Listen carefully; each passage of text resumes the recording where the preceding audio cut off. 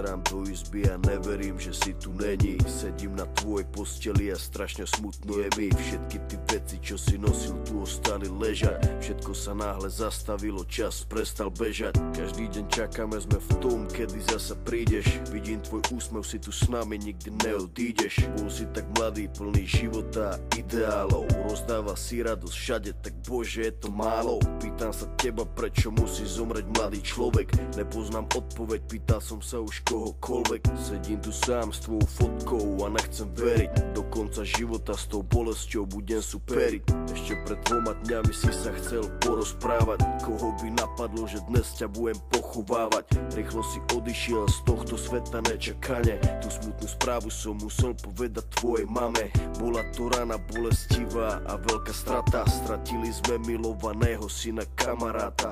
Budeš nám chýbať, nikdy na teba nezabudneme. Každý deň v našich srdciach navždy spolu zostaneme. Odišiel mladý človek, prečo to tak musí byť? Mal všetko pred sebou a chcel ešte ďalej žiť. Chcel byť tu medzi nami, užívať si tento svet. Vyhasol mladý život, zrazu je to všetko preč. Dúfam, že si už neby, pozerá sa na nás hora. Navždy ťa milujeme, odkazujeme ti z dola. Budeš žiť v našich srdciach dovtedy, kým tu budeme.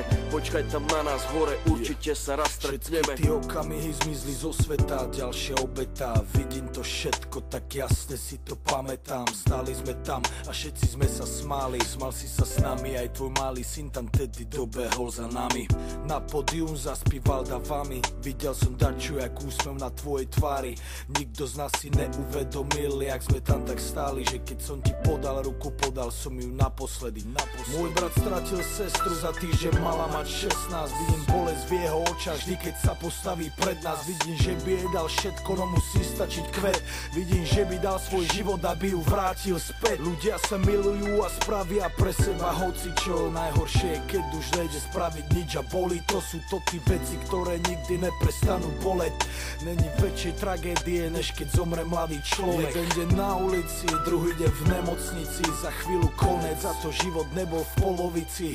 Kvôli duši mladej ľudia stracajú nádej. Ľudia stracajú sami seba, ale musia ísť ďalej. Chcem zapáliť sviečku pre všetkých mojich ľudí, ktorých nikdy nenahradia žiadny druhý.